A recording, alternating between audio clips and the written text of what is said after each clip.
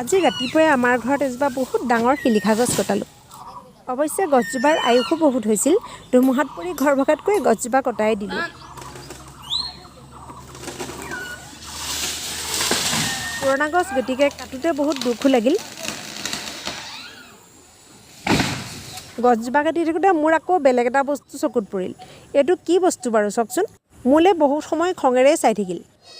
সন্ধিয়া হোৱাৰ লগে লগে একেবাৰে বিহু ফাংচনলৈ দৌৰ মাৰিলোঁ।